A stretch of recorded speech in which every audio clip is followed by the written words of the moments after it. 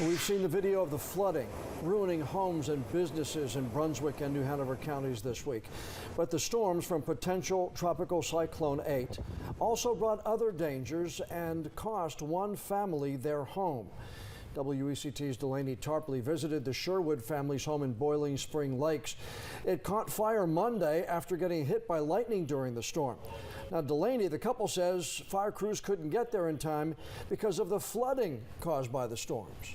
Yes, John. Doug and Debbie Sherwood tell me they watched their home burn to the ground. They could hear the sirens of several fire trucks trying to get there, but they arrived too late. And the ironic thing is that tough rain. A home of 23 years gone in the matter of 2 hours. On Monday, tragedy struck the Sherwood household, literally. It was very surreal. Definitely moments of, is this really happening? Doug and Debbie Sherwood say a bolt of lightning hit their home around noon as the storms from potential tropical cyclone 8 roared through the county. I could smell smoke.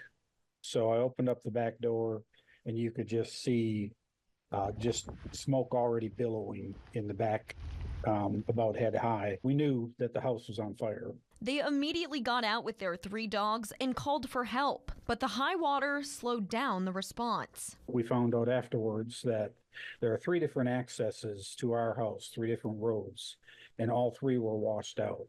Captain Bill Lathrop of Boiling Spring Lakes Fire Rescue said what normally would be a 5-minute drive became impossible because of the flooded roads. Firemen eventually abandoned their trucks and walked to the scene, but by then it was too late. Everything was stacked against us and worked against us to prevent us from actually getting there and putting water on the fire. The Sherwoods say besides for a few pieces of jewelry, nothing is left from their home. For the time being, they're living with one of their daughters nearby, soaking up precious time with their newborn grandson, and thankful for the support of family and friends. It's difficult and at times emotional, but first and foremost, we're thankful.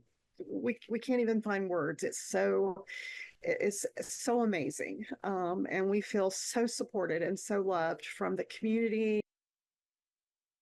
The family is currently exploring long-term rental options, but they are still trying to raise money to make that happen and start replacing the belongings that they lost. A local coffee shop, Baldhead Coffee, has become a donation spot for the family for the time being. That's a sad story, Delaney, but we're glad that the couple and their animals all got out of that fire safely. Thanks.